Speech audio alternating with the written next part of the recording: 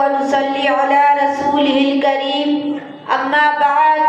أعوذ بالله من الشيطان الرجيم بسم الله الرحمن الرحيم إن يخشى الله من عباده العلماء وقال النبي صلى الله عليه وسلم إن العلماء ورثة الأنبياء وإن الأنبياء لم يورثوا دينارا ولا درهما فإن ورثوا العلم